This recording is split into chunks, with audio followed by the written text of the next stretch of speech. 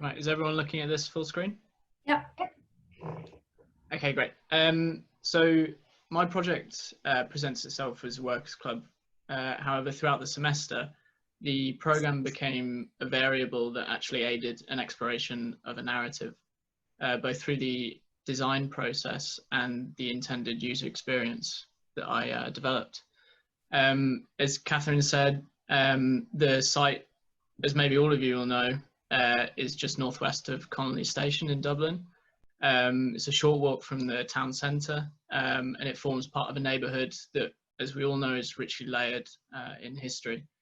The site was split into two sets of three, meaning 6 individual sites for each student. And each of us, for me, I had 2 anchor points on Seán McDermott Street and 1 on Railway Street. And then turning that plan around and looking at the elevation, the semester began with the study of a chosen fragment, which is a moment of context layered in its own making, but cumulatively contributes to the larger fabric.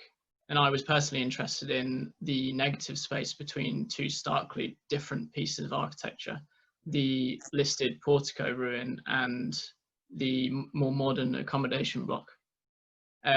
Both of these contribute to what is a very rich elevation, where you find these individual edicules, which are each a layer, and one might be the entrance to the convent building, and then another would be the listed portico. And then the project, for me, was saturated with influences that, when you bring 3 together like this, don't really make any sense. So you've got the Ruzkov Workers Club in Moscow, St. Stephen Walbrook in London, and Ezra Stoller's photographs of the TWA Flight Center in New York. And the work also drew out a relationship with suprematist and constructivist artwork, which became especially potent later on in the development and the communication of the project.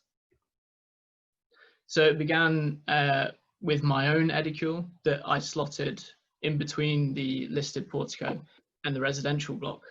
And it was elements such as the recessed faces that you'd see in the top-down view, and then the opportunity to pass underneath as a means to enter the site, that I took forward when I was looking at other parts of my allocated site. There were 2 initial variations of structure that I was imagining for the main auditorium building beside the convent. With both of these, I was intending to address the often narrow nature of my site by driving the narrative through the building. And this consisted of factors like angled planes or overlapping levels as a means to create that narrative. And then from that, model making became the fundamental way in which the project developed. But the method of doing so was like stripped or deconstructed, where I modeled only the primary elements that fed the user's journey through the building. And then doing this in drawing as well, I was deconstructing the design to capture these elements in isolation.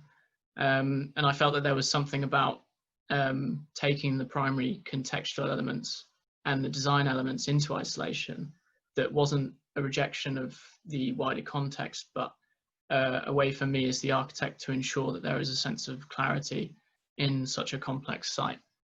So this one looks behind the portico. You see the columns there on the left-hand side. And then this was another one, which was an early iteration of the ramp leading up to a lobby before the auditorium. And then later development models show the continuation of those initial ideas, but start to indicate like what it might be solid and what is envelope. And then both of these photographs are looking at the auditorium from different angles and showing the relationships that I was creating between planes and then moments of that continuous circulation route throughout the building.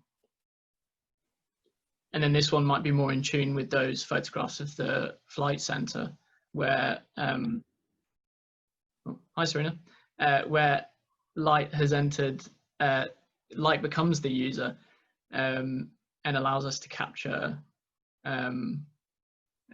these moments as it passes through the building. And oh, is that blocking the way? And I know by this point, because this building is so confusing, everyone is probably lost. So I use these plans just to say, so this line down here would be Seán McDermott Street, and then you've got the listed portico here, and that would conceal an external courtyard, which mediates between the street and the interior space. And then that circulation route passes round and ramps up to the first floor square, which overlooks an amphitheatre, which is an urban space that is a response to the awkward curvature of that accommodation building. And then this is the main part of the building, where on the ground floor you'd have things like the canteen and workshops. The first floor you'd have workspaces and multi-use.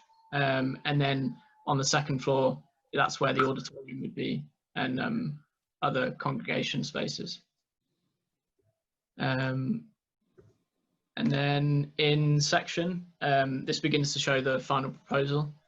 So structurally, with using paper as a model making material during the coronavirus pandemic, the project actually ended up taking influence from how aeroplanes and ship hulls are constructed. So you'd see here with the thin steel ribs. And then this lightweight method allowed me to have these cantilevers that sheltered exterior space, like on the first floor square. And then jumping into the interior space, I used models to present that narrative through the building. So starting in the auditorium, and then moving out into circulation spaces that would lead to a stairway that goes down to that first floor square, which is an open space, but is in parts sheltered by those the second floor structures. And then a closer look would reveal the access, like the entrance ramp down to Seán McDermott Street, which would pass again underneath that auditorium structure that I was developing throughout the project. And then back to the other side of the site, where it was about repurposing or conserving that portico as an entrance to an external courtyard. So this would be behind that portico from the first floor level. And then if you walked along inside, you'd find yourself in the cafe space, which framed a view from the first floor overlooking those paths to that led to the rest of the building. And then these images were intending to summarize the scheme in one drawing, which I found tough, and strengthen that relationship that the project had with like suprematist artwork. And although this was an internal battle with my comfort zone, eventually it became something that was like a finalization of a unique way of presenting the building as a whole. But then coming back to this image, because the thing that emerged when halting that iterative process that I went through and all of the models is how the building became a culmination of its own making.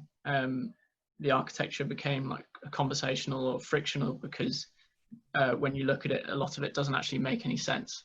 Like when in this photo, you'd have the truss system sitting on those steel ribs. And these were referred to as hangovers of previous iterations, which is true. And that creates architectural clashes. And then for the user experiencing that, it becomes very, very experiential. So then beyond the proposal, there was this exercise to isolate those clashes and bring forward those primary elements, the form, the structure, and then try to develop the relationship with the art style. And then in reflection, I had actually ended up dissecting my own design in the same way that I viewed the site from the beginning. These elements were all layers or moments in time, like you would find on the site, and each has been added with a relationship to the layers that came before it. And then whereby when you zoom out, and look at the neighborhood, it becomes a piece or a layer of the wider city. And that's me. Yeah, I'm not muted now. I was talking to say that I've just moved my screen, and the only person I can see at the moment is me, which is bizarre. Thanks, John. I enjoyed that. I just thought a little bit more about the social aspects of the scheme, because I was kind of intrigued by the fact that you looked at a workers' club and you looked at an aspect of a movement, and within that you purposely kind of engaged moments of, I suppose, dissidence, because the workers' club, Rosakov Workers' Club, is quite a dynamic building. So I just wondered if I just wanted to know if you could say a few more words about the relationship between, I suppose, the formal aspects of the building and its organisation, and then the social kind of atmospheres, I suppose, you were attempting to achieve with that. I think the first thing I'd say was the social aspect is something that maybe I would admit that the project lacks in its development. In relation to the Ruzakov Workers Club, it was more, I think it began as, for me, the influence was quite technical, in those raked auditorium seating, and how the form is influenced by sight lines within those auditorium spaces. But I think that the Workers Club brief, in its social aspect, is about giving something back cheesily to the neighborhood, and I don't think that's ignoring the history of the site, but it's bringing something in a new way through its new program, that enables the social aspects that accommodate a community. Yeah. If I that makes suppose the other sense. thing about the yeah, it does. I think the other thing is about the Rosakov Workers Club is it's a disruptor. It sought to disrupt what was perceived as a social norm, and it also sought to disrupt a spatial normality by introducing that kind of geometry that you seem to have played on there. So it's a kind of uneasy building, and I wondered within that there was a kind of commentary on the uneasy history of the building you were looking at as well. Flick back really quickly to the one of your very first precedent images of Wren. Yeah. So we can kind of talk to the rest of the audience in the group, because there's some non-architects people there. So I'm not going to really ask any questions. I think it's kind of going along with what Gary was talking about. For those of you who don't know, there's a church architect in around about the turn of the 18th century called Nicholas Hawksmoor, who worked with Christopher Wren, who's in that image in the middle there. And he did some fairly preposterous but wonderful churches in around about 1711 in London. And I think one of the things you said that was really interesting, John, was you said that there's a lot of this doesn't make any sense of your own building, and that there are architectural clashes. But I think it's interesting because I think, you know, obviously you were inspired by these precedents for sure. And I was just reflecting that, you know, urban churches often do have weird clashes, not only in terms of the way Hawksmoor makes them, where they're piled up in these very odd geometric configurations, but also the way they kind of knit or don't knit themselves into the fabric of the urban fabric. And so I think what you've done in the building reflects the kind of analysis you did of the bits that are still left, you know, the edicule and the entrance. So I think that's really interesting that you kind of noticed this weird, uncanny thing that you know, that Wren did and that the existing building did, and you've taken that into your building. So I just wonder, maybe you can just reflect for a few sentences on whether or not it was on purpose, or if that happened by accident, and then what you think about that. A lot of it doesn't make any sense. Your building doesn't make a lot of any sense. Are you happy with that? Yes, 100%. I'm very happy with that, because it's previous to this semester, I found it very easy to make things symmetrical, and I think in a way ignore contextual influences and influences like Wren's church on Walbrook Street, which, funnily enough, inside that building in the middle image, it's absolutely beautiful, and from this image that doesn't show at all, but it's the exterior for me are like consequences of creating those interior spaces, and responding to the manic city around it, and I think consequences is the right word. When looking at my building, I think there was a lot of it was reflecting on things that I just ended up doing and looking back on, and then that final exercise of actually presenting one of those clashes, not as a thing that I did on purpose, but analysing something that happened through the process. Good. I think that the Bloomberg or the Walbrook precedent's really apt as well, actually, because it's this stunning gem in the centre of London, and that photo is actually now impossible because that construction site in the foreground became the Bloomberg building, and that little 2-story cube just at the bottom right of the building is actually a Starbucks. So it's just a phenomenal sort of mishmash of architecture, and the building itself is supposed to be packed in. That's why the side facade is very rustic, because it was supposed to be built up. It's a party wall that's since become an exterior wall. It's a really, really good precedent, I think, actually, for what you're doing.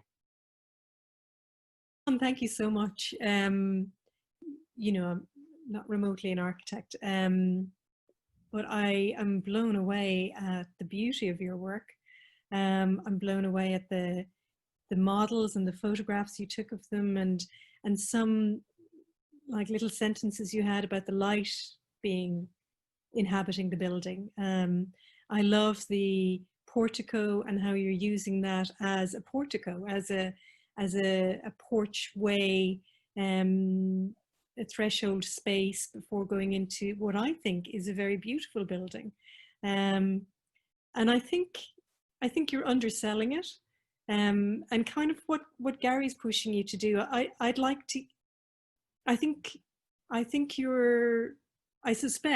suspect you're more reticent about claiming the beauty of it than you should be.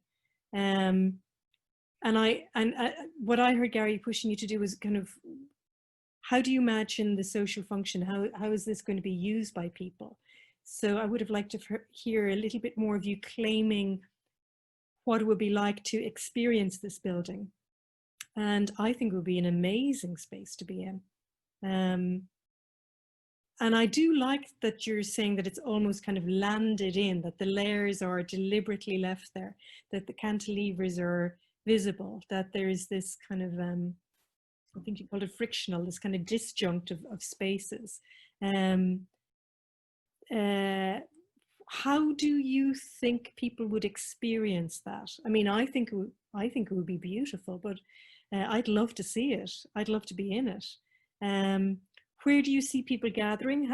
You've shown us where people might kind of, how one person may pass through it, but what do you see happening in there? What kind of experience do you think would be created in there? I think one thing I'd be sure of is that the building would definitely, I'm trying to, there just isn't a right image to view the building really, but I definitely think throughout the day and the week, what's interesting is that with the program is that the building's life would change. So with the program, you know, having the cafe is an activity that would be lively throughout the day, but then the life moves through the building towards the side of the site where the auditorium is, where something might happen in the evening. Mm-hmm. And then, I mean, with the One of the things I absolutely love is that kind of slanted roof that you have. Oh, Because yeah. a lot of the women would have been up in dormers. They talk about, you know, being locked into essentially attic spaces and only having dormer windows to look out on. And this would be just the most incredible slanted, if you like. I don't know if that was going to be a solid roof or if light was going to come through. These roofs, the roof is solid. Apart from there's a roof light which, as the roof folds over itself, there's an opening there which you'll see in this photo. That's the light coming in from above, which is like an indirect light coming through the fly tower in the auditorium. Yeah, I mean, other than that, it's a solid roof, but it's exposed. So showing that kind of skeleton, the steel ribs, like I don't have the influence, the reference, but there was a photographer that took photos of the wrecks of ship hulls that have been cut through and exposed as the it's called shipbreaking. I can't remember the photographer, and it showed those the construction, which is what I was trying to do in this section. Yeah, I mean, I think going forward, the thing to look at would be definitely how this building is inhabited, because one thing that amazes me is the fact that I've got no people. There's no people in this project at the moment. So looking at that is the right question: is how is it inhabited? But I think the other side of it is, John, probably it's just where your head was whenever you finished the project, because you were doing your technology. And I think that there are really good points that have been raised about the social side of it. And actually, whenever you're looking at the constructivist paintings and theory, that actually there was an awful lot of politics and theory that actually went with that way of working as well. So it is something it's actually, I mean, what you've proposed is very spatial and it is very social because of what's actually going to happen within the spaces. So it's a nice place to be, to actually now come back and look at the space that you've created through this process. I have one tiny question before I leave you go. What's supremacist aesthetic? Oh, the references. Yeah, I've just never heard of a supremacist. So the constructivists. So I think the supremacists followed the constructivists, but they were movements that followed, and they had enough with order, and were stripping down elements to the bare bones. Which is where you'd get these simple shapes and looking at composition and relationships. And then the suprematists followed that, but I think there was something more about beauty in their work that they were interested in. But then you've got Zaha Hadid in the middle there, that middle image. Her early drawings in her career took influence from that, and then for me, that was a way that I drew my own building, was stripping it back. Lovely. I'm so impressed at how you've walked us through the whole process of it, and every stage of it looks beautiful to me, by the way. So thank you. Well, I mean, if I came in here and just said it was amazing, then you know. I just have a question. I mean, this is absolutely fascinating. Thanks, John. Totally out of my comfort zone. I'm wondering, did you go to the site in Seán McDermott Street? Yeah. So we went, when we visited UCD, we mixed it in with a site visit and getting a tour of the convent building, which was really valuable. And then, like, you know, the early stages of, if we look at the site, identifying where we were going to draw our influences from, because this site is absolutely crazy. There's so much going on, and for me, with the site that I was allocated, I took the decision to start with the listed portico because there was just the space left behind it by that accommodation block. I don't think I realised that that portico is part of the site, because I've seen it when I walk down the street on Seán McDermott Street, but I didn't think that that's part of the site that Dublin City Council owns. And am I correct in thinking it must be?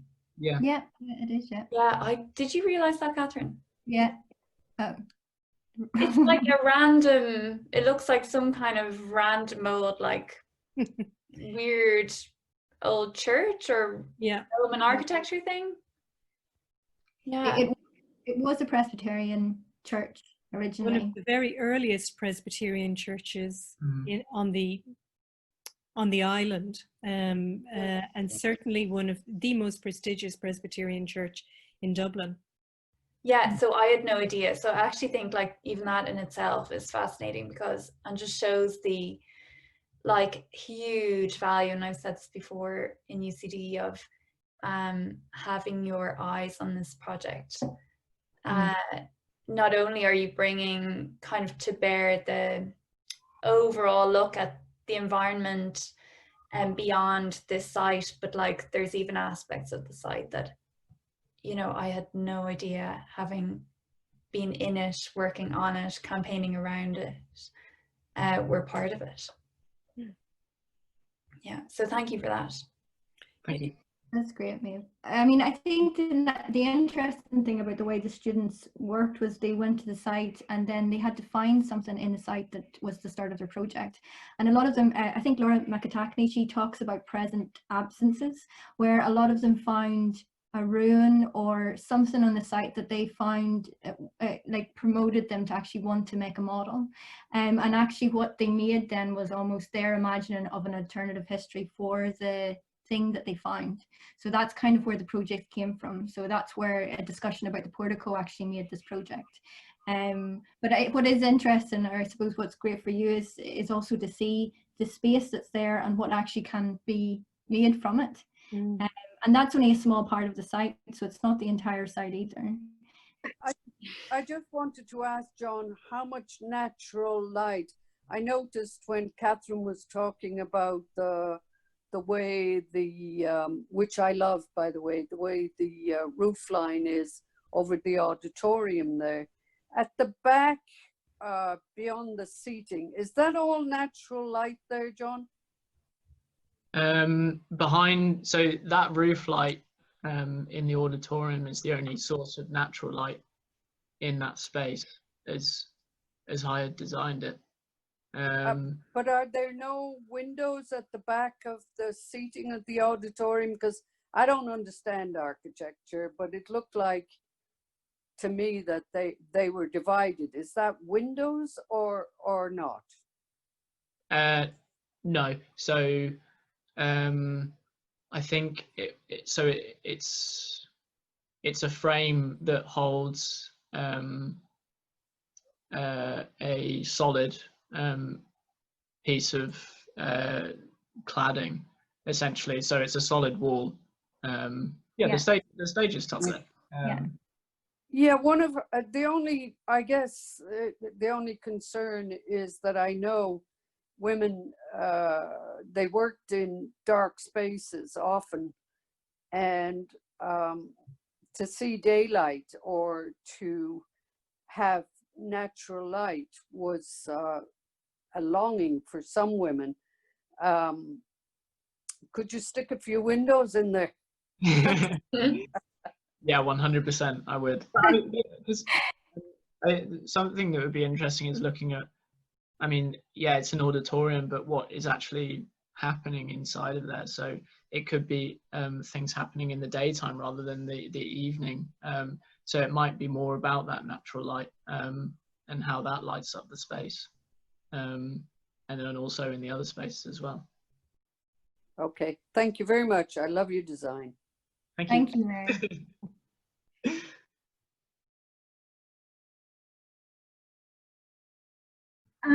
Okay, so my project on the site was for an archive for the convent's records. And I was working kind of in this area where the old laundry buildings were. Can you see my cursor if I, is the cursor here? Yep.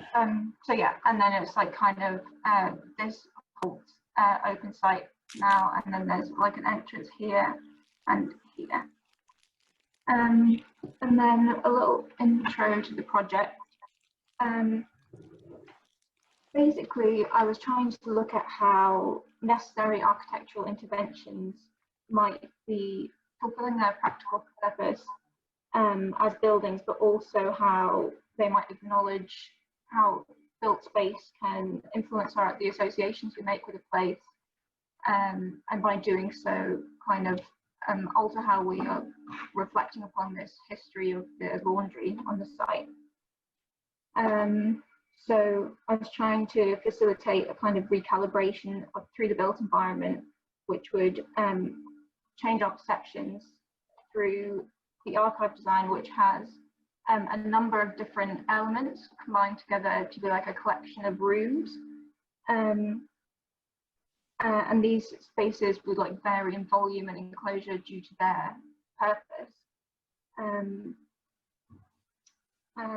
therefore, the transitions which would occur between spaces would make people take pause if they were experiencing the convent building. So then, yeah, like John said, the project began with a site visit, and at this site visit we had to identify a fragment which we found interesting. So the project was going to be about the way in which we experience space. The thing that I found interesting was the experience of space as a response to surface. And there were these 2 points here on the side of the gable and at the gable end where there was a lot of texture, and like just the point at which what had once been interior to the laundry had become exterior now. And there was also this point of windows out onto the street, onto Railway Street, which were kind of like partially obstructed, and could be an interesting study into how like the inhabitants of the laundry had interacted with the outside world. So yeah, then making the fragment model from that, this was kind of a process which was interesting because it was dealing with space and negative space, which would obviously be interesting if I was looking at how we conceive like our ideas of the built environment. And then the project, like it was a small intervention which wasn't part of the project but became a starting point for it, the audicule. And mine was, I show you, it was in this point at the gable end, which is kind of a pinch point in the site, which was interesting when we were on that first site visit. And it would serve as, at the ground floor, an entrance into archive storage, and at upper level the reading room for people who'd come to like access the records. So it opened out, like this whole initial project was about varying volume of space to change how we experience it.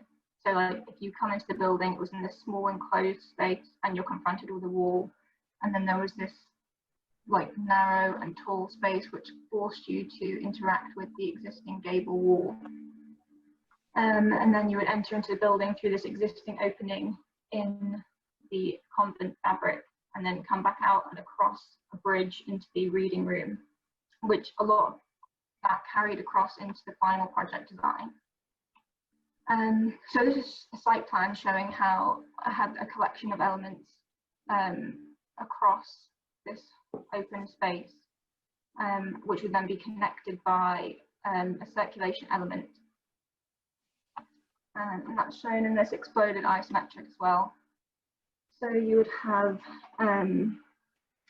archive storage placed within the existing shell of the convent building, and the main store as well being placed at upper level so that there's an open double height like flexible exhibition space beneath that. And then the entry module, which is similar to the audicule in the Vigil project earlier. and which is more of a private entry into the site. And then that combines into this element, which continues the gable at this point and is more of a private space for like family users of the building, people coming to access records.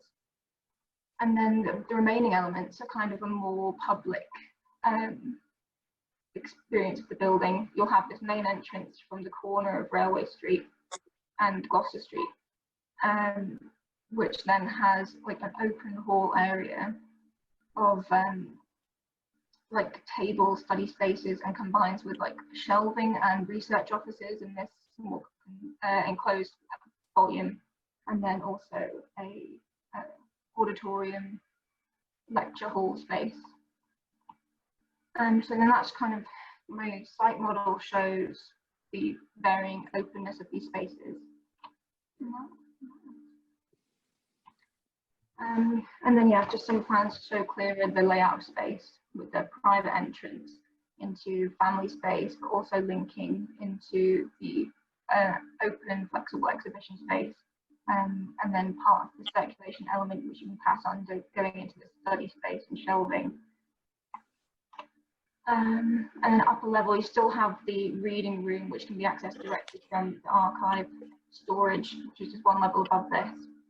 More shelving, and then finally at top floor level, like the research offices and enclosed like controlled archive storage and a restoration workshop. And then yeah, so roof plan again. And then this element just shows how the archive storage would be organized in that existing convent shell again, with a double height space and a suspended walkway, and then a CLT archive storage box, CLT chosen because of the thermal mass which would be required to make the archive space stable. And then also that leads on to the fact that this whole exhibition space would also be uncontrolled, like, so it is sheltered in that it's like enclosed with windows and everything, but it's unheated, so it acts as a buffer space, which I think is also interesting in that if you'd be displaying this kind of uncomfortable history of archive records, then you might also be slightly uncomfortable whilst viewing them because of the character of the space itself. And then this is a bit faint, but this is like the volume of the workspace. So this would be the area where desks would be if people were working and come to access this open record library. And then at the upper level, you'd have the research offices with plenty of north light, again, open in this kind of glass frame building, lots of north light for working. But then from the south aspect, there's like a deep reveal, deep wall and narrow windows to kind of heat space and bring in direct light. And then finally, this one, which I did add a bit of texture to, would be the family space. So you kind of enter from this element, in more private entrance, come straight into a lower volume. There's direct links out to the street through an addressing of openings in the existing perimeter wall, but then you can also come into this kind of unusually proportioned, vaulted, like triple story space, which highlights the existing wall and kind of puts it as a backdrop to the whole conversation of what's going on here. And then at upper level, the roof of that space then becomes part of the circulation route, and it's a more secluded terrace for the reading room, which is still there.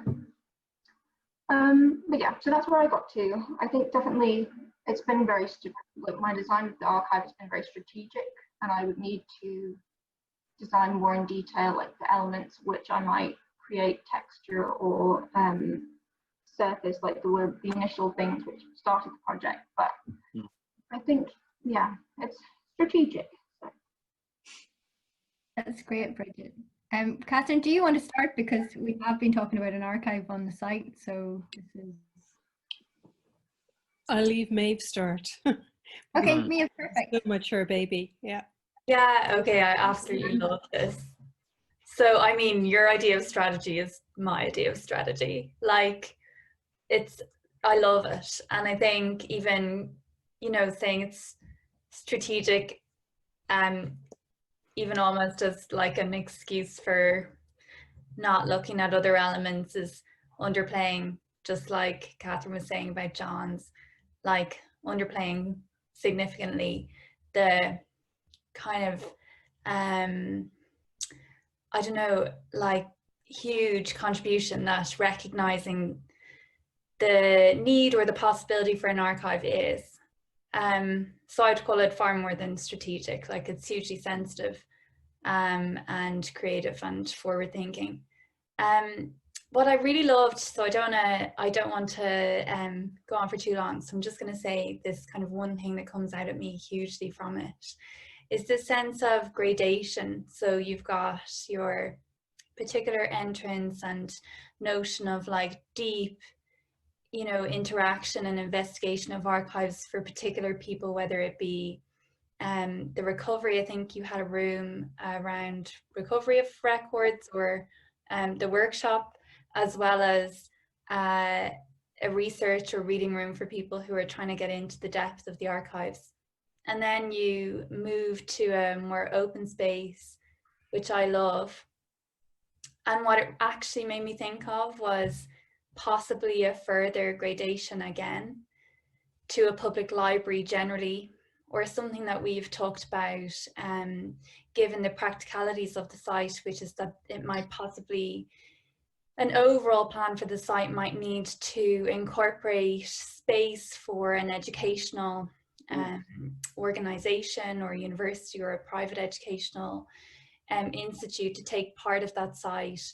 I'm also conscious of, even though there's the Rutland Street school premises across the road, I really feel like there's some need to integrate this site into the current needs generally of the community around Seán McDermott Street. And it just brought straight up for me this notion of gradation that instantly I was thinking a further level would be a regular library, like a public library or a library attached to whatever educational institution might be there, with children and adults. But equally, the existence of such a general library might be an invitation to come in to the archive on the historical abuses, so that it could function in numerous ways, that you're inviting people who wouldn't have otherwise thought to research in, and equally you are kind of providing for more than the specific interest in these archives. So I loved it, and congratulations on that. Quickly, yeah, I was thinking very similarly to Maeve. I mean, the Dublin folklore project by Terry, we're just blanking on Terry Fagan.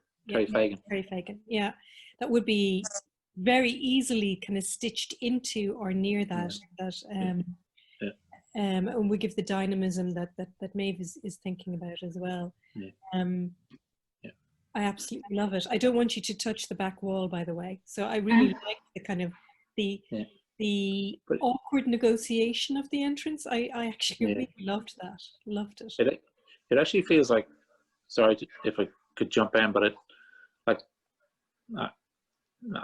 what I liked about the approach was that it was more or less working with the existing, well, fabric, but also form and grain, you know, of what's there. You're not trying to, I mean, compared to the first project, you're much more, like if we looked at it in the plan, in the roof plan, you almost don't know there's a new life in there.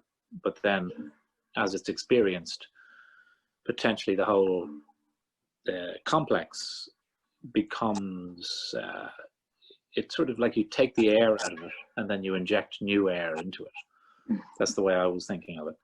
And when you start thinking about it like that, it actually then feels like maybe the move of the sort of second layer insertion of an archive, which is like a black boxy kind of thing, cross laminated timber, you know, maybe that's not ultimately necessary. Maybe that the sort of game of contrast the new insertion with the existing fabric you don't need to do, because in the gesture we're seeing in this kind of image at the end,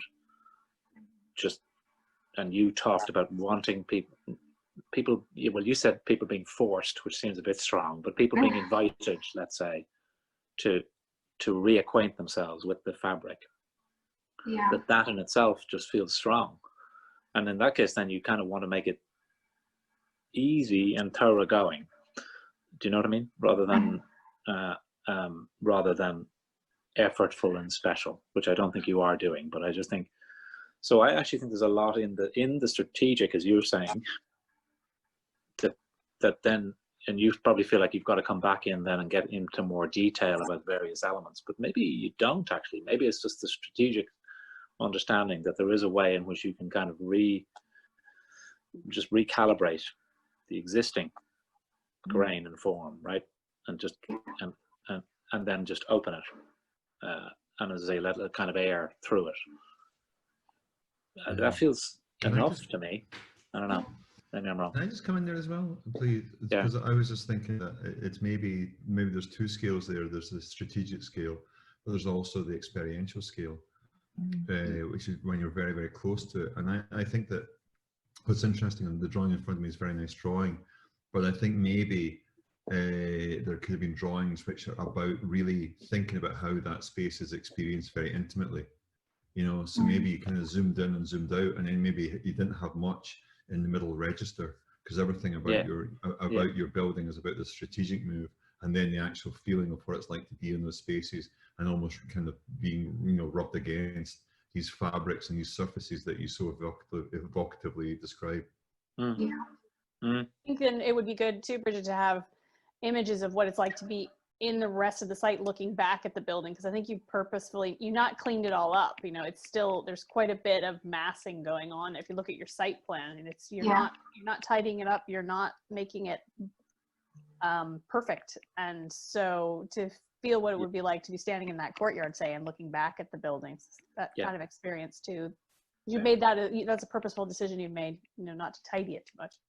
Yeah. Because you could also be thinking to yourself, well, what is an archive now? You know, it's all digital, I guess. Digital, well, that's not quite true. There's physical elements, but it could be digitally available in situ. So it could be that as you're moving around through some kind of interface, whether it's audio or you can just sit somewhere with a laptop and you're in the place accessing its history while you're also accessing the fabric directly. Do you know what I mean? Like that there's not it's just, I don't know if that would work, but it just feels like the primary opportunity is the reacquainting with the spaces themselves, and that you shouldn't. Yeah, and even in relation to digital, like one of the reasons actually, even going to the level of legislation, and when I was making submissions with Mary on the 2019 Retention of Records Bill, and people were saying, well, couldn't we just, you know, allow the National Archives Act to take care of all the historical abuse records? And the point is actually, you actually need funding, even for digitization. And with physical space comes ring-fenced funding for all kinds of new, innovative. So talk about strategic. I think it's really interesting that you're right, that like it's not just about engaging with the old records, but actually in order to get the funds and the interest in the digitization and all the ways that you can interpret them these days, I actually still think that physical space is where it's at. Yeah, that's interesting. Actually, I'm just wondering if Chris, you'd like to say something, because this is your area, what you're doing on there. So yeah, that's true. Yeah, well, one general point actually, and it's kind of ties in with the word strategic, is I don't know how many people know, maybe the ones in the north more so, but the Public Records Office for Northern Ireland, which was a new building about 5 years old in the Titanic Quarter, was actually supposed to be built in Crumlin Road Jail, which is infamous both as a Victorian prison, a site of execution, and a Troubles era prison in Northern Ireland with all the contested history that goes therein. Now, they ultimately didn't do it for cost reasons. Part of that's VAT, part of it's refurbishing a Victorian prison to the environmental level where you can make it an archive is quite expensive. But I would say that if that building had been an archive, it would have been a lot more productive and a lot more useful than it is now, which is slightly naff tourist attraction where you go in and you do a mock execution. It's a little bit sort of cringy and dark tourism kind of thing. So I definitely agree with Maeve and with Bridget and everybody. I think that an archive offers a level of sensitivity and utility and public good, which a site like this could really benefit from. On the digital side, I agree with both you and Maeve. Actually, it's there's a real quality to having a physical space, even just as a place to draw people to, and that can the ring fencing the funding is a good point as well.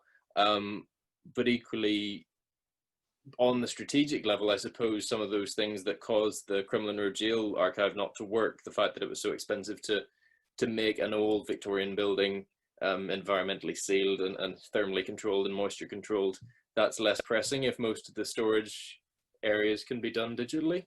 So there's an interesting conversation, I think, to be had between those two things. But I think there's something about the quality of this as well. I mean, the project's fantastic. And I think the way it's quite a light touch intervention is very appropriate for the site. It's not whitewashing. It's not rewriting or overly editorializing the history of the site. It's sensitive, it's deferential, and all those the things that any new build in a historic context should be, but specifically and especially in this case where the building and the context is so sensitive. So I think it's a really good job. It should really be commended. Great, that's great, Bridget. Thanks very much, Chris. Has anybody else got anything that they want to add or? I have a question. Yeah, Mary, is that Mary? Okay, yeah. And I don't know if this is directed at Maeve or Bridget, but how big is the space for the physical archives? Are we just archiving, or is the consideration to archive merely related to the to that laundry, or are we thinking of National Archive? Yeah, I'd be thinking of National Archive. Yeah, and I have been talking about what that means, Mary. I mean, I think Bridget probably doesn't have the answer, but I've been talking to Maeve about talking to Barry and NUIG about quantifying, you know, files and space and translating that. But I'd say, but Bridget might not have the answer to exactly how many files, but we're trying to work through it and to come up with the, you know, how many files and how much space that equates to and how much can we hold, and yeah. Okay, that's good, because I was just wondering if the space would be big enough to hold the archives. Yeah. Okay. Yeah, very good question. And one we don't have an answer to yet. Yeah. Okay. We're working through it. It's lovely to see an archive. I'm supposed to be in one right now in Paris, so it's nice to see an archive during COVID times. No, it's great. It's great to see your project as well, Bridget, and you presented it really well. So thank you very much.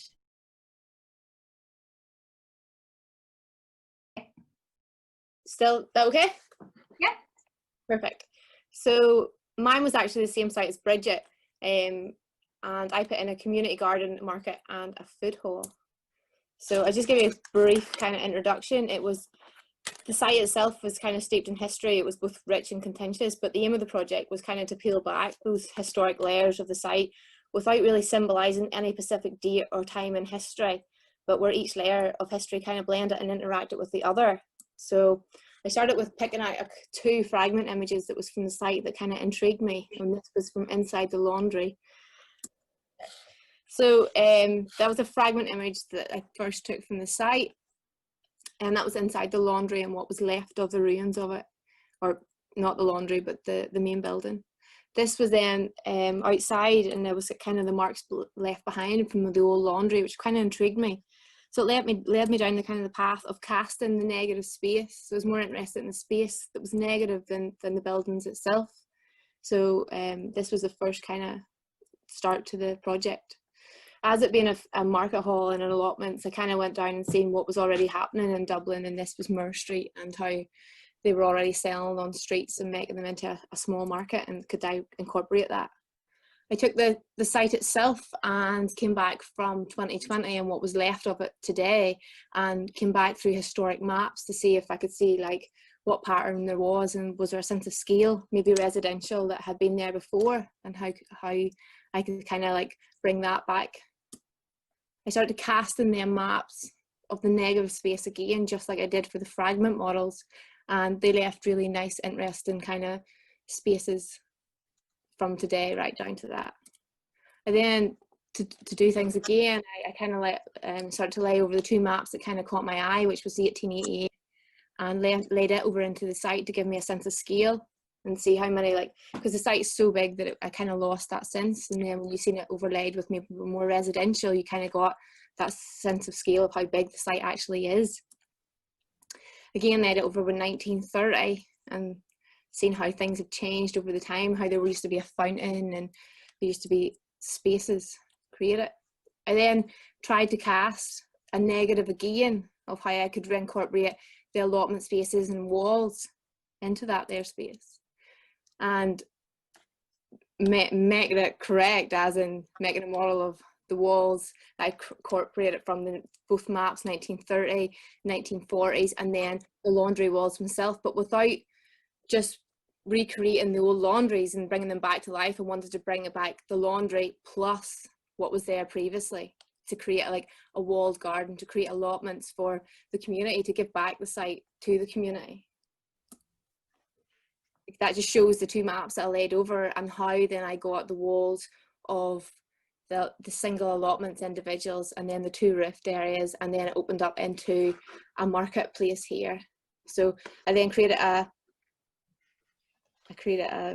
break in this wall to create an entrance from here, and then there's a small alleyway here. So we created various different entrances into the market hall, so you were bringing the people onto a journey. Because it was a market hall, and because it was relying on people growing their own food and allotments, I wanted then to take the walls and where I created them, and in the summertime then I done a diagram showing the progression of the sun. So to show, and maybe it's maybe not as clear in your picture, but just to show the shadows and the shades that would be captured by them, their walls, to make sure that each space wasn't completely shaded at certain times of the day through summer, so growing could be essential for them. I started then to recreate this in model form, just took fragments of the site and put them onto a scale of 1 to 50, so it showed more of a personal scale. It showed like a relevant scale to the site, and showed how wide the hallways that I was creating would become. And there's a small section through it, and then it was more, this is more detailed section of one of the entrances, so showing how people could then take that site back and they could recreate it into different structures, and how when you give it to the community, they could upcycle materials and make different like even water fountains, different paving, just small structures that the community could then become a community garden rather than just a vacant space. Just because it was a community garden, I didn't want it to end there. I think there's a nice thing about because I was using the historic layers of the site and how time changes and how it'll continue to change no matter what age or generation we live in. But it would be nice that the building to the left-hand side, the block of apartments, it would be nice that the gardens would then somehow try and interact with the space around them, so we weren't just left, they'd almost be landscaped, and that the garden would continue to grow, and so the community would take back that land and they would start to become, in words, more sustainable, maybe self-sustainable. These are small greenhouses options that I started to model again, how people could like cheaply design like these small greenhouses areas. So I started to build fragments of 1 to 50 of the site, and that was the entrance in, and how I would maintain the marks left by the old laundry, the old timbers that was on the floor, and how people would start to inhabit them spaces, and by the change in wall heights, so that there would be a sense of space. So you can see where I've started to change the different allotment heights of the walls. And then I've only really done half of the model at 1 to 50 because it was quite a large site, but you can see how it starts to take on a more physical a scale that's got more sense of space, really, that you can see where the allotment walls are and the growing areas between and the different routes it would take on through. And that's just like an exploded axle, maybe a diagram showing maybe the routes through, and then how people could put glass houses in and they become greenhouses. And that's really it. It's maybe a quick run through. Yeah, thank you. This is beautiful. I really like that you know, growing things and living things would come back into that space, and at the same time would allow people to contemplate what happened there before. That you're not erasing the walls of the kind of architecture of containment, but that within that place that we're getting things to grow. I don't know how reasonable Dublin City Council would find it. I think this could potentially be something that the people around would absolutely love. There's such a lack of available green spaces or places to kind of engage with. I loved your image of the passing of the sun, to literally sit in a place that's beautiful and appreciate the seasons and community. There's actually very little in the heart of Dublin that allows communities to do that. So I think that's a really strong point maybe to make as well. But yeah, beautifully done. Thanks very much. Thanks. Hugh, do you want to jump in really quickly? Because I only have something small to say, but like, it strikes me that the one thing Dublin City Council has always agreed to is a memorial garden. And this is just such an interesting like take on the notion of a garden. So I know that what they've always envisaged is, and they've put it into their plans when they were planning to sell the whole site to the Japanese hotel chain. I actually think that there's a part of that site, although you might not have come across it, it still belongs to the nuns. Along with the actual chapel still belongs to the nuns, and like maybe they're car parking spaces or something. And I understand that that's what Dublin City Council have always been like, you can have it as a garden, but God knows what that only means. Like a bench and some crappy grass, who knows? So like, I love the idea of, regardless of what other grand plans we would have for the site, that you would actually like really, you know, take and run with the idea of memorial garden. Yeah. In a way that is so kind of regenerative and also engaged in the community. Yeah. But that it's productive, you know, and it's kind of I'm sorry, I'm going to have to run away in a few minutes, but I mean, I was actually reminded of, on Roke's map of Dublin in the mid 18th century, you know, the way you always see the plots, a lot of them are productive gardens, do you know? There's a sort of intensity of activity in the plot, whether it's built or half built or empty. And there's something about this idea of like reinstating the grain or strengthening the historic grain of the site, but then rendering it as garden, as productive space, as community space. I think it's, you know, I think there's a lot in that. I think it dignifies the people of the area as well. Like, it's not paternalistic or condescending. Well, in the sense of memorial, it can often feel, dead is the wrong word, but you know, passive. I wonder, I think what Catherine was saying about it being this part of Dublin being bereft of greenery is really interesting too, Nicola. And I wonder if you thought about how it might encroach on the surrounding streets, maybe, you know, on certain weekends where it starts to explode out of the site, and that maybe, you know, how much of this garden you can see when you're walking down the street as well, to kind of give a signifier to new life to this place. But then also, like, I could imagine you doing almost a Noli map of that area of the city and looking at where the green spaces could go. So terrible pun, but maybe this is the seed bed of something, you know, that then starts to branch out all over the city.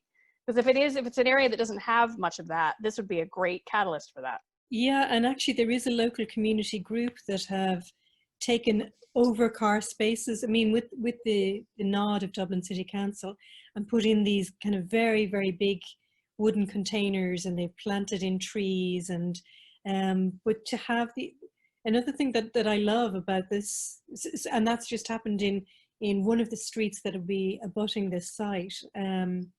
One of the things that I absolutely love is that all of the labor in this space will for once be voluntary, and like truly voluntary. Yeah, that's nice. Yeah, it's voluntary, and it's non-commercial. It's around growing things for the sake of growing things, and growing things for the sake of sharing, and sharing in the delight of growing things. You know, the process itself even is the end, and then with whatever bumper crops they have of spuds or apples. It's an intergenerational activity as well. What I found impressive about this was, I suppose, the consistency of the approach and the ways of seeing which were established to look at the site. And it feels as if the idea of the casting, of the excavation, of the kind of uncovering thing is then very kind of carefully thought about, and then there's a reluctance to put too much back in, and then that becomes this very nice, interesting idea about a landscape and this almost secret garden which exists in this place, which was always secretive but is now kind of secluded and secretive in a different way. But I just thought the approach and the kind of the methods used to describe the space were very interesting, because they became what the space became in the project. I thought it was very, very nice and very very subtly done. Thanks. I could just jump in here and kind of give my thoughts on this. I'm new to Ireland, just moved here maybe about a year ago, and didn't know much about the Magdalen laundries. But I think what jumped out at me first when I first learned about this was that this history was so hidden, especially from the communities living around it. People would just kind of walk by, not even realize what happened in here. So I think this project, the community garden, is amazing in the sense of now you actually are giving back to the community to understand this space, and really inviting people to finally not turn their head away, not keep walking by, really stop, reflect, and be involved in this project. So Nicola, I thought you did a beautiful job. It's really fantastic, great work. Thanks. I'd love to jump in as well for a second, if that's okay. I'm also unfortunately going to have to go in a minute. But what I also thought was really great about your process, Nicola, was actually that it was a process that you started with all of the other iterations of this site and how it's been over the past. And in that sense, it kind of feels like this is one part of an extending future, right? That you could also look at it that this is your current example, and in 10 years and 20 years and 100 years, there's more layers that are being added on top of that. And then the garden somehow also becomes the beginning of something, because the walls are, at the end of the day, the first thing you put up, or the second thing you put up after you pour the floor when you're going to make a building. So a garden feels like a really great new beginning, and the wall is a kind of basic structure that you need to start doing something more. And your process is about iteratively building and acknowledging that a site is never finished. And those things coming together, I found really, really, really powerful actually in the project. So thank you for that. Absolutely, I agree totally. And just to add one tiny point, that and what Hugh was also saying about grain, and this is what I was really struck by, the way you're almost recreating the grain of what was here before. And I think this, like when you walk around this area or the context, you really feel the kind of open space with these large, quite hard spaces. And then this is the complete opposite. You walk into this kind of much more intimate kind of space. It's softer with the planting, and it's this kind of sudden change of scale and kind of atmosphere, I think is really powerful. And yeah, very nice. Thank you. I have a question for Nicola. Nicola, did you say there was once a fountain, the footprint of a fountain there? Yeah, back in the map of 19, I've got it here. There was a footprint of a map. Give me 2 ticks. Yeah, back in 1930 and 1940, they seem to have the historic map said there was a fountain in the middle. Yeah, that was the Nun's Garden. We actually have video footage of that. Yeah, I'm wondering, when you consider that water was once the oppressor of women, in terms of that they were working with dirty, filthy water all day, and the resurrection of that fountain with somehow a circular granite surface around it, maybe for sitting on, and a shade tree or two, would be a highlighting the beauty of water, if you like, and the colors that fountains make when the sun shines on them. Well, I think it would be a place to rest and reflect, in terms, you know, of just enjoying, or if you're a former inmate of the laundry, it shows water, it would convey water in a healing element, if you like. Yeah. Would you consider sticking it back in?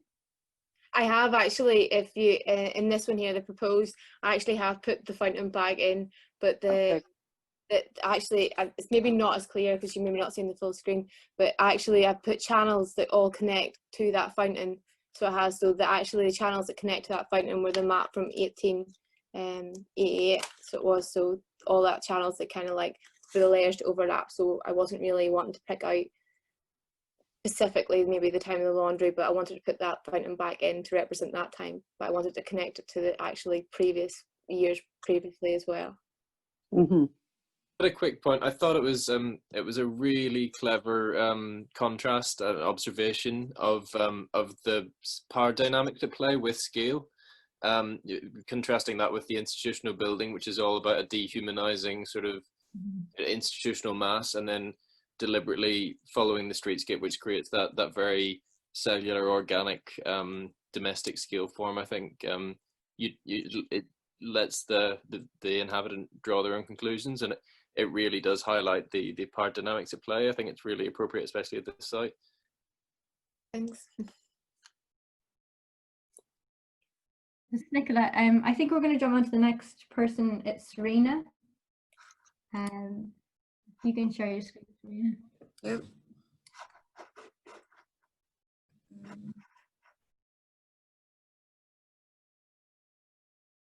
Okay.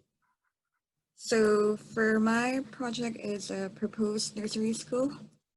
And I'm going to start off with my fragment image, which I've chosen this image. I thought this void space, or this narrow courtyard space, was interesting, with surrounded by this building, which is the chapel and the convent. And these are just some of the images from this site. And with that fragment image is where I tried to model my aedicule in a fragment. And my aedicule is inspired by Johnstone's Bank of England, where he was looking at, where it was about sequence of spaces, and where you enter through this small spaces, and then wide spaces, and then different room heights. So that's where my concept was inspired, and just some precedent and concept models in here. So my building, my building mainly features this courtyard space, which is also a central space in the building, and these are just precedents for the courtyard space, which is Niall McLaughlin's Bishop Edward King Chapel, and David Chipperfield Museum, and this is the plan for Johnstone's Bank of England. And as you can see, there's like different sequence of spaces, and yeah, so my plan was inspired with this plan, and then the rooms, like the courtyard space, was inspired with the ones I showed you, like.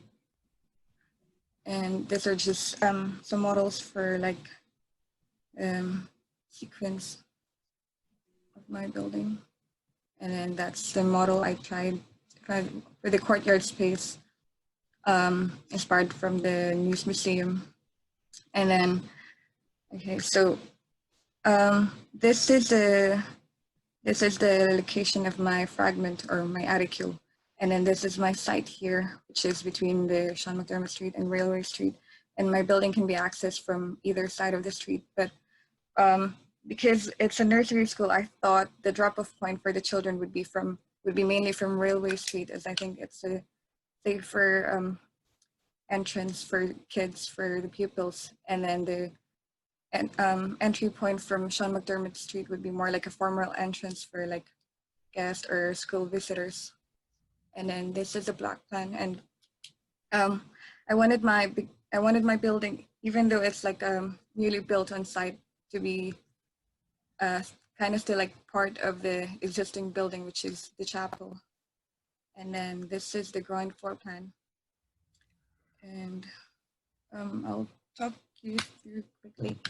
So this is from the Railway Street. This is you enter through this double height lobby space, and then this anteroom, and then you have this courtyard space, which is shared by both the kids, and this is for all the users of the school. And then it's also an extension to the dining hall, so children can either sit in the dining hall through the tables or sit on the floor. And then there's another lobby space here, which is from the front entrance of Seán McDermott Street. And then this part of the plan is more like the quiet rooms, where there's like a reading room and a sleeping area and an office. And in the teaching space, there's 2 teaching rooms, which is this, and then the other one is on the first floor, which is on this one. And then it's also an extension to, not an extension, it's next to the garden area, which is also a play area for children. And then there's also another courtyard here. So there's a lot of space for children for playing. And then there's just an outline, or a roof plan of the building. And then the next images, or the following images, would be just showing the sequence of spaces from the lobby space from Railway Street. So if you can see this plan here, and then I've highlighted where this space is. So that's from the lobby space, and then the anteroom, and then this is the courtyard space. And then I thought the courtyard space would be light material to create a different atmosphere, in contrast with brick, which is the rest of my building will be in brick to confirm with the existing buildings on the site.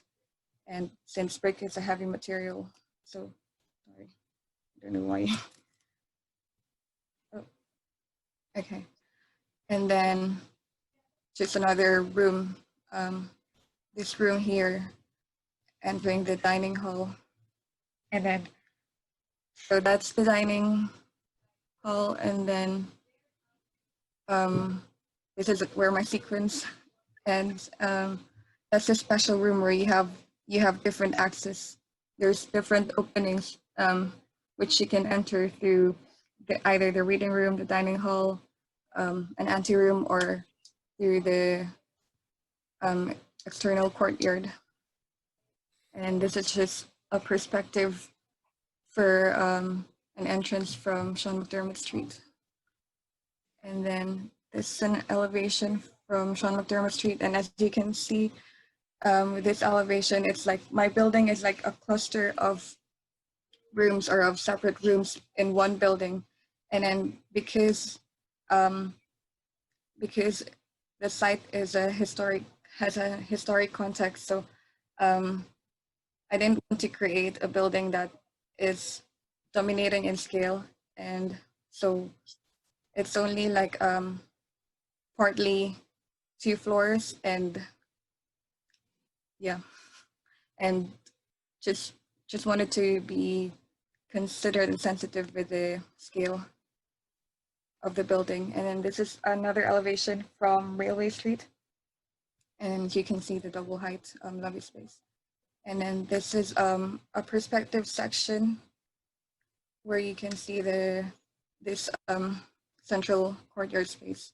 And then this is the, sorry, I forgot to mention, on one of my first floor plans, there's a painting room as well that is next to the teaching space. And then this is another section perspective. So this is from the lobby space, and then this is like if you, for my sequence of space, that's the anteroom, and then this is the courtyard space, and then the dining hall, and then another anteroom, and then this is the lobby space from the front of Seán McDermott Street. And then just a quick model I've done, and then I've used this precedent for my model, which is the Castle Park School in Antwerp. And then I didn't have enough material to finish the model, so that's it. Me on? Yeah, you're on, Mary. Okay. I said I love it. I love the scale. I love the brightness, the light, and the arches that are not just upright, but they're continue the form in the hallways, if you see what I mean. When you're looking at the plan from up here, you can see that arch system continues in the smaller rooms. And I think it would be a great school. And do you have rooms that will be able to do lectures after schools? Is it big enough for that? Yeah, I was thinking, oh, sorry, yeah. Go ahead.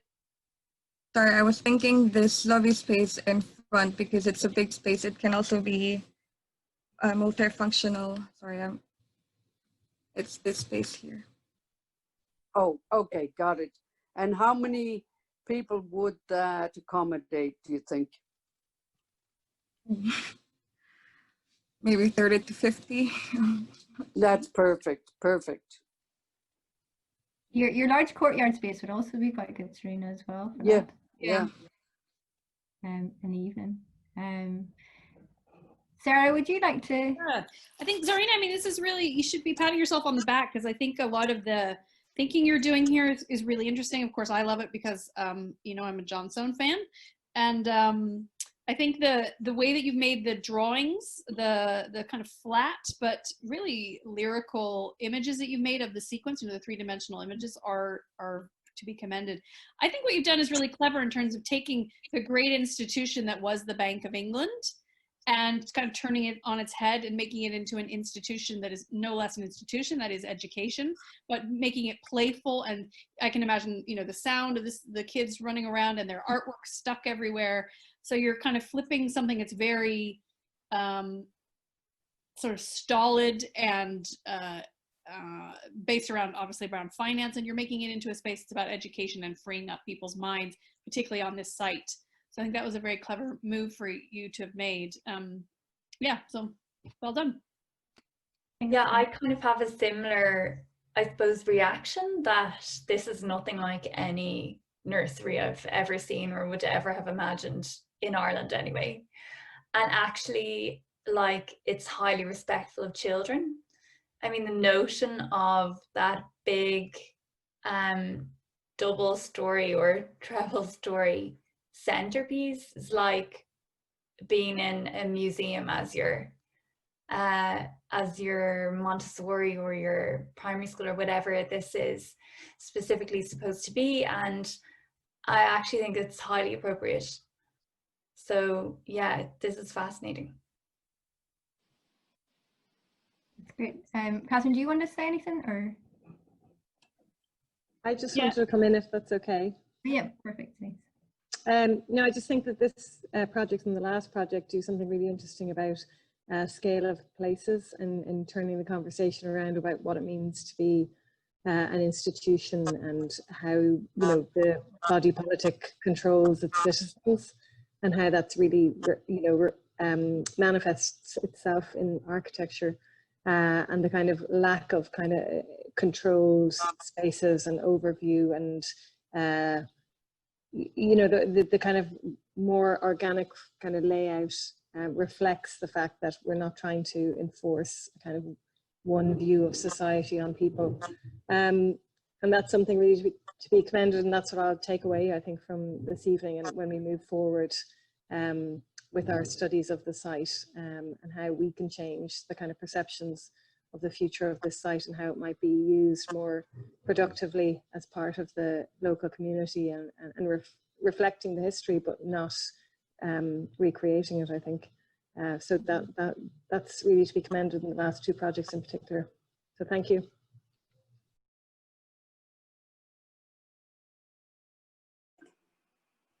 Yeah, that's great, Anna. Thanks. Okay.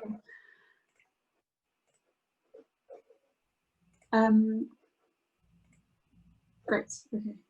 So my brief was a theatre, and I'm on the same kind of site as John is, the same end of that site. So I don't physically confront the convent or the old chapel, or the side of the old laundries, in so much as some of the other projects have done.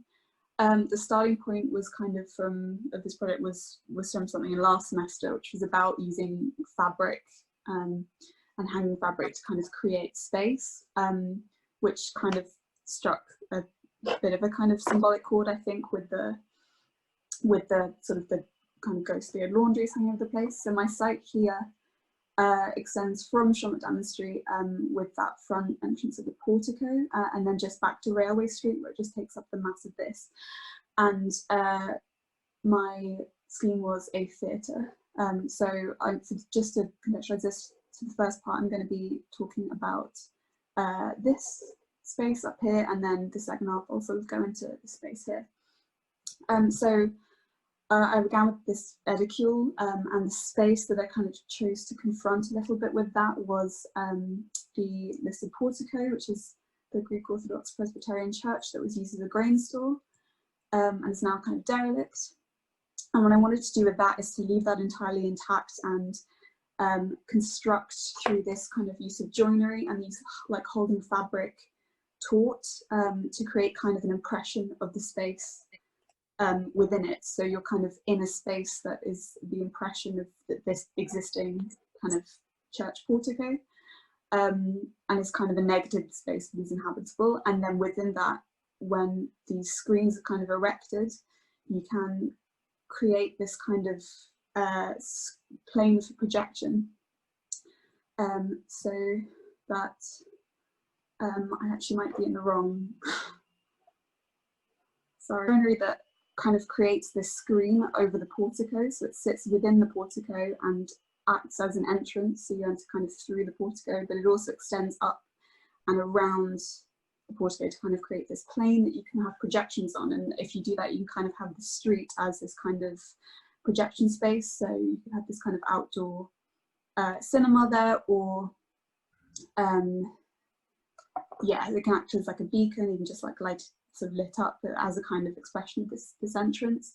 But it also means that you don't need to remove any of this method of kind of constructing around this and creating this kind of emplacement and impression. Means you don't have to remove any of the fabric to build another space. And I suppose kind of a lot of the project is about kind of spaces that facilitate the production of other spaces, which I suppose is kind of relevant for the theatre, because it's just sort of increasingly kind of creating spaces inside other spaces and kind of recursive production of space.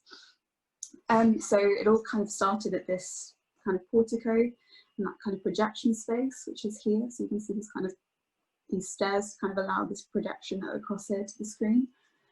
And from that, it kind of, when talking about theatre for the area here, it didn't want to feel too oppressive as a space and too restrictive, and this big sort of classical expression of the kind of traditional pristine theatre, but something probably a little bit more democratic that can kind of be converted into smaller scales, more informal types of theatre, or a space that could just be used by the community. And so this kind of came about, this expression of this landscape of performance. So it's a very kind of bare bones space, but it's the introduction of these staircases that are kind of pulled apart to create sort of smaller stages within the space that are quite flexible, sitting underneath this fly tower, and then the stairs of the fly tower itself quite diaphanous, so they're part of the performance space as well. And the idea being that this would be, in your kind of traditional proscenium layout, this would be your kind of seating area, and that would kind of be informally arranged, so it would just be featured. So we're there, I think. Did you see this? So this was this kind of piece of joinery within the portico and kind of around the portico that becomes a screen. This one. Yeah. Okay, sorry about that, everyone. Okay, so yeah, so it's this kind of, this using fabric, it's creating these kind of screens around this portico, and it's this piece of joinery that you can construct around the portico without removing any of the fabric. And then it's this sort of landscape of stairs through that. So you would have this kind of seating area here, this deep stage here, and then this is this fly tower over it. And that's kind of everything again. So you'd have the only real sort of permanent accommodation of back of house things would be in this block here. And then the rest of the space is quite open, and all of this can be used as a performance space, as this kind of deep stage, or it can be kind of partitioned off into these smaller areas of performance to kind of just be a more socially sustainable kind of a theatre space that isn't about kind of this huge sort of classical idea of theatre, but it's kind of more, can be more modern, or just can be used to hold events or things like that, instead of being this kind of really restrictive layout. And then within that kind of hard space, you have this ability then within that to erect these kind of screens by hanging fabric and catching shadow and light to kind of create the space. So for example, this is a proposal for using the space to do Waiting for Godot, the Beckett play, in which half the space is unlit, so you light it from above. This piece of fabric hangs and is allowed to kind of drop here, and half the stage is in darkness, and then the rest of that can take place on this stair. So if that makes sense, that's kind of in this space here, in this kind of shallow stage. And then there's other kind of arrangements of that, and just using these kind of, this kind of quite sort of these thin kind of fabrics that allow light through or don't, to kind of control light. And then the whole scheme is kind of surrounded by this double wall, which allows you to kind of control the environment within, either acoustically, you can allow it to kind of echo. There's a really beautiful piece called by Taryn Simon, I think, which is this lament, which is this kind of choral singing. And if it was something like that in the space, you'd want it to be quite hard and kind of echoey. And that's quite a beautiful thing. Or if it's a smaller performance, you could deaden the sound by introducing fabric into it. And also at the same time, this is kind of a previous study for a wall, which is based on a Kleskian and Koya detail, where you kind of drop light through, and that was kind of expanded into these versions where these act as a circulation route or a corridor around, and light is kind of allowed through into the space, or you can kind of introduce fabric into the space to control light or acoustics or both. And at the same time, these can be kind of expanded to create these kind of tent-like spaces, because there is no formal back of house within the space. These can be used to kind of create those, so you have this kind of flexibility within the space to create these kind of, these rooms or areas that are kind of tents in this hard space. That's it. Okay, perfect.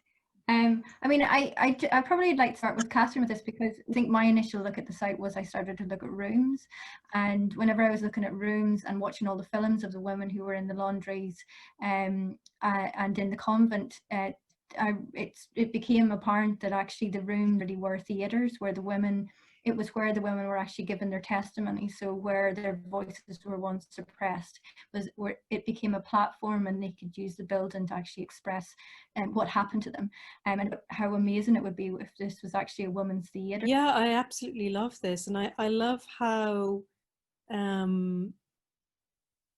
love that you have thought through the different kinds of spaces it can be, you know, an intimate space, an echoing space, and the fact that, you're using fabric, that kind of most feminine of materials, and also, you know, that's what the women had to wash day in, day out to alter the space, I think is kind of a lovely touch as well. And also this particular area it's very rich in music history in Ireland, but, you know, working class music history. An awful lot of balladeers come from here, an awful lot of traditional music has been played here. And also it's the home of Seán O'Casey as well, kind of the great working class revolutionary and then anti-revolutionary playwright as well. So it's I think that the community around here would absolutely love a space like that. The Liberty Hall was the trade union place that's quite nearby, that still has a theatre space there, but they're not able to open it up to the community in the way they used to be able to open it up. So I think this would find a real resonance with the community. It would speak to their pride in the fact that they were certainly in the revolutionary period, and they were the culture makers. This area too is where the national anthem was composed too. Again, working class Peadar Carney.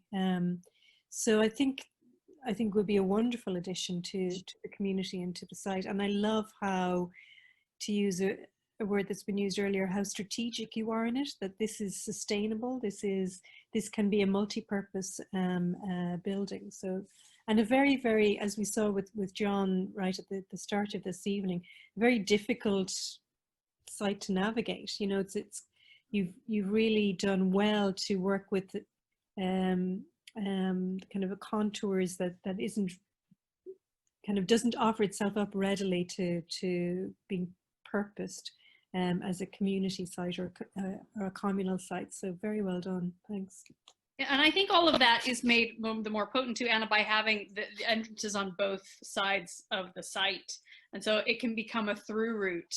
It can become, you know, another passageway or a street, particularly as you've left that landscape fairly open. You know, it feels like a place that people could move through. So everything Catherine was saying then would be bolstered by the notion that the building becomes accessible as an urban move as well. That's very clever.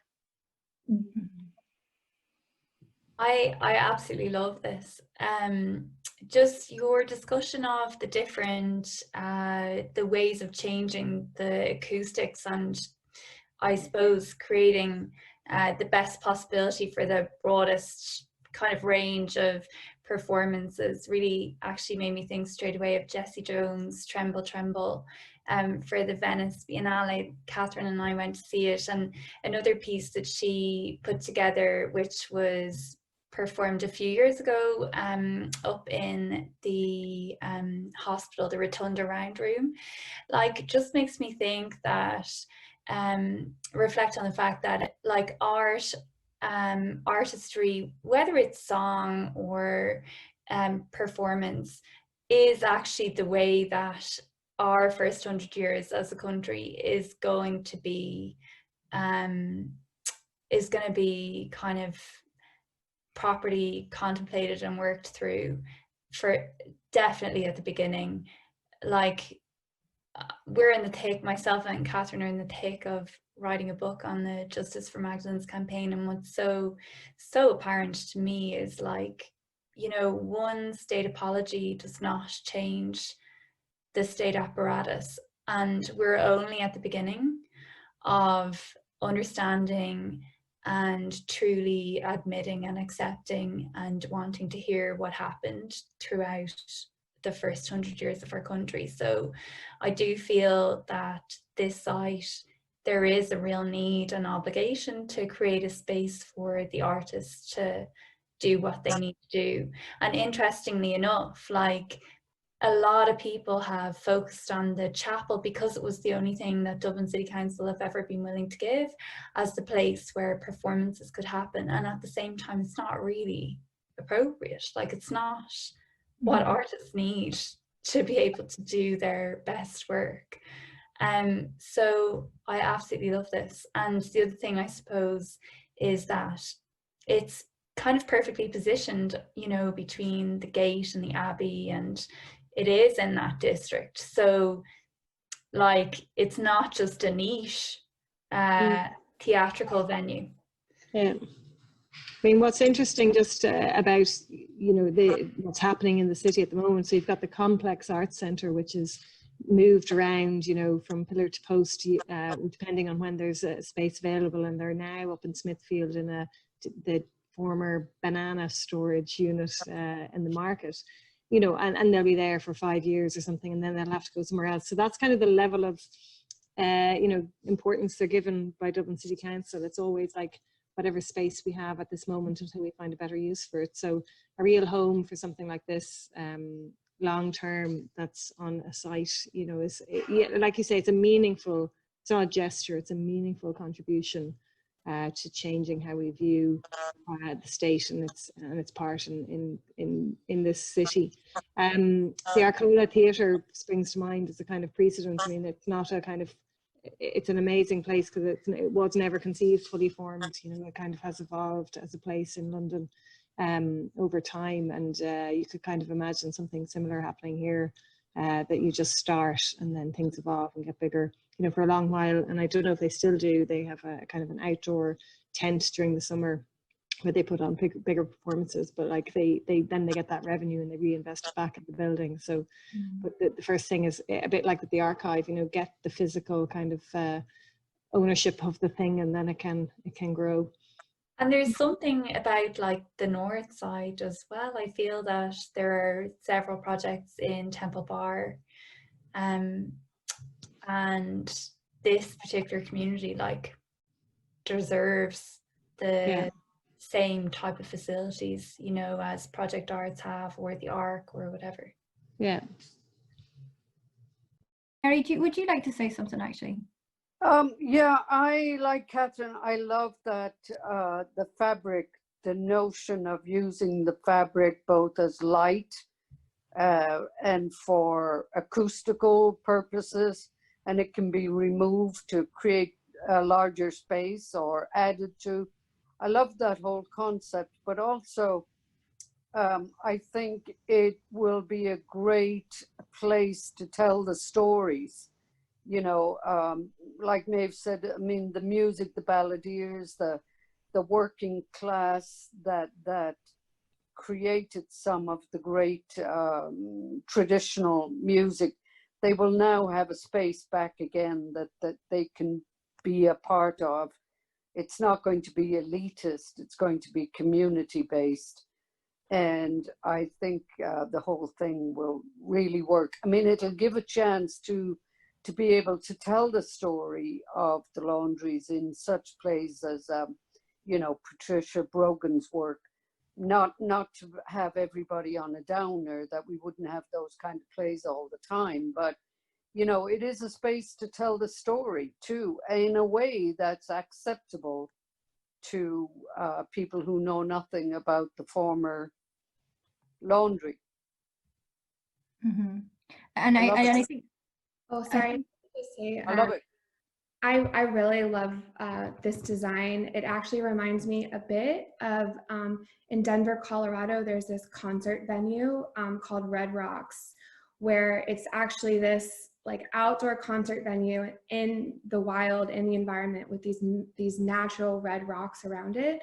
And I think your design to kind of incorporate this natural space and include lights, because you talked about the light and darkness, and then include the fabric, and then actually have a theater in the place that this happened. I mean, artists go to places like this because it brings something extra to their performances. So I think, great job. I think this will be a great addition to the community, and as Mary said, to tell the story of what happened here. Mm-hmm. Thanks, Kelly. Ellie, I don't know if you saw that Sarah was giving a big thumbs up there. I think she knows what you're talking about. I'm from the great state of Colorado myself, so. I'm not sure if anybody else wants to say anything, because I was actually going to conclude, because I'm aware that well, I thought that this movie was going to run until 8, and I'm aware that other people probably want to have a little bit of their Friday evening afterwards. But I think it's really important. What's been really important is that the students have been able to now present the work that they've done this semester back to the people that are involved in the collective, because I mean this is a very real site. It's a very, very important topic, because it's a topic about our heritage in Ireland and how we remember our history and how we incorporate all parts of our history, and also the project's a very real project, and actually the work that the students have done this semester will have real influence on how we perceive the site and how we maybe even act on the site. That this conversation has been really useful this evening, just for both the members of the collective, but also for the students to see, because quite often in university it's almost an echo chamber where we only talk to ourselves about the work that we're doing, but this is actually something now that's public, that everybody now can become involved in and actually contribute to the conversation. So it's been a really, really enjoyable evening. And I'd also like to thank all of the reviewers that have come this evening, and I also would especially like to thank Sarah as well, who is our head of school. And I'm just wondering, Sarah, would you like to say anything to conclude? Or yeah, I was just putting a thing in the chat there. I have had a crazy week, and this is such a great end to it. I think the comments made by the non-architects were fantastic, and it really makes me think we've got to get more of you into the university for sure. I just thank you so much for those of you who hosted our students, gave them the project on which to work, and 3 cheers to the students too. You guys did an enormous amount of work. I think you all spoke about it in a way that was both the way we talk, archi speak, but you also made it very accessible for the people who don't talk about fenestration and all of that all the time. So well done on that too. I don't have a glass of anything, but Catherine, well done, superb. I just think it's great that you've done this, and we need to make sure everybody knows about it, because it's not often that this happens, really. Thanks, Sarah. 3 cheers. Thank you, and thank you very much for joining us. And then I'd also, I suppose the other people to thank is Catherine and Maeve, who have, Catherine for giving us the forum to actually have the conference this evening, or have the symposium as we call it this evening. And I'm just wondering, would you both like to say anything as well, just to conclude? Archie speak stuff, even though I don't get all of it, but it's just wonderful. And yeah, just to I won't say much, because I know Maeve is going to say the exact same thing as me, and I don't want to steal her thunder. It is just so amazing to have you guys realize this space. It already feels like a reclamation. It already feels like an opening up. It already feels like we're changing the narrative, with the care and attention and skill that you bring to imagining the space. So yeah, it's such a tonic. I think for people like Maeve and Kelly and Mary and me who've been working on this for a long time.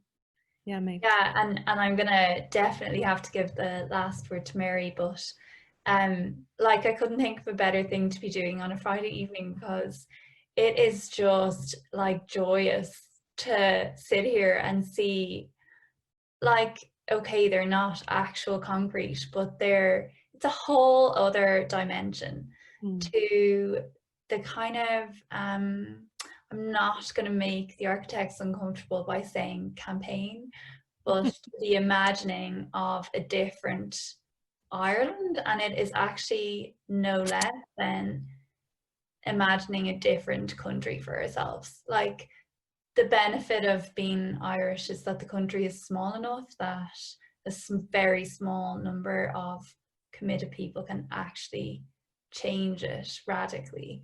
And like, arguments only go so far, and to be able to actually show in your drawings what something could look like, just, I think, like, will soften, because it kind of is it's only positive, will soften people, and also it's so inclusive, because I suppose what you do in a space, by virtue of the fact that there are new people living there now, includes people automatically. So it's just a very inclusive way of imagining how we could achieve reparation ultimately, which includes, from an international and European and ideally constitutional rights perspective, one of the whole points of reparation is to guarantee non-repetition.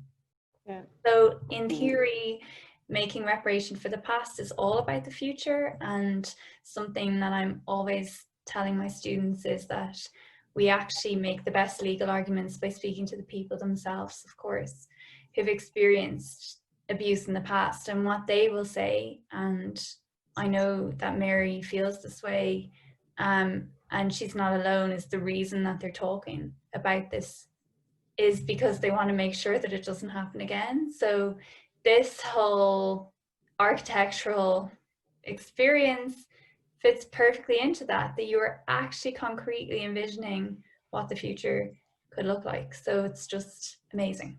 So before Mary gets the last word, I just want to jump in. You know, there's a famous quote from Yeats that I often think about. It's a preface on one of his last books of poetry, The Tower. He says, "In dreams begin responsibilities."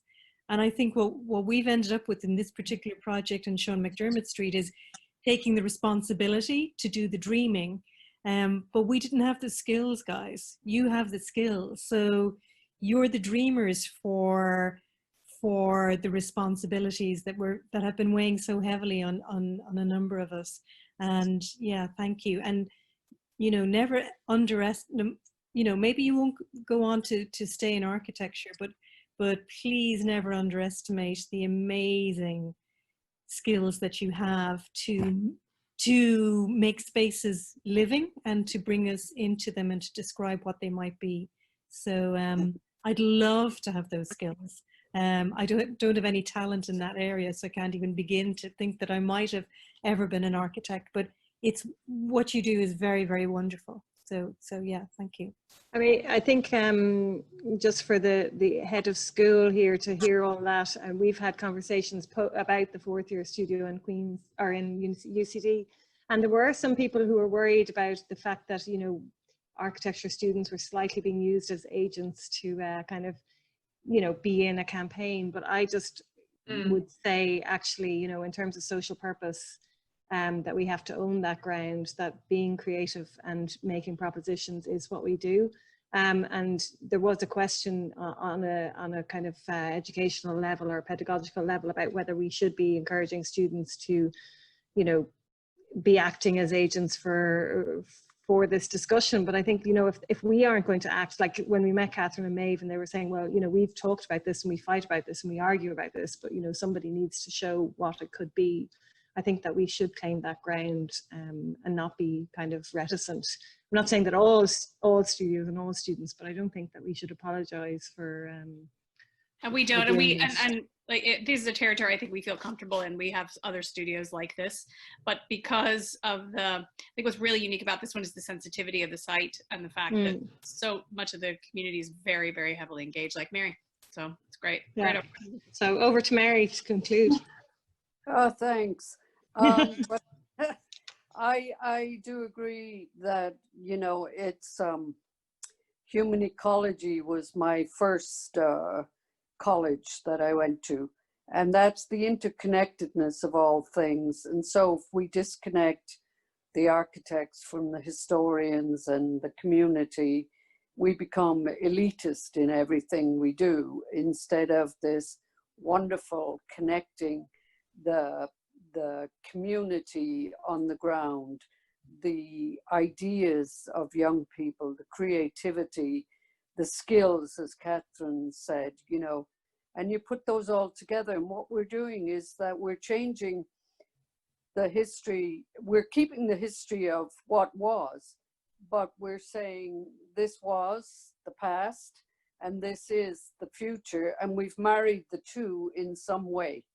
We've linked our history and we will not forget it. It's because when we forget our history, these awful things get to be repeated, you know, a little school, a school for children that we never experienced, would be a legacy of this is our legacy to today. And without the architects being, we all have to be involved as a community. We can't let that go. We can't just be, I'm campaigning for this and you're campaigning. No, we're campaigning together. We're all, you know, part of this work. And it means that so many more people will know the story in different ways. They didn't have to experience the hardships, but they can know the story and they can pass it on and keep it alive, keep the history alive. So that's, you know, one thing that I had to say. And I also have to say that at a certain point in today, I thought, I'm not gonna Zoom, because the news came out that the Mother and Baby Commission of investigation have put their report back again to October of this year. And I was so downhearted. I was so disappointed. And then I come on here and I'm lifted up by us, by the people, by the community, and it lifts my spirit. And when I was working with Kelly and Kelly's group, I can't tell you the joy I had of sitting in a train being asked questions, and the absolute spark of humanity that was growing into a flame with the young people. It's just, it is the hope. And it is the hope that this will never happen again in Ireland. And it's the young people that are carrying on for us, that are getting over the hill now. Not you, Catherine, not you, Maeve, but me. So I want to thank everybody for such a wonderful, hopeful evening. It's been magic.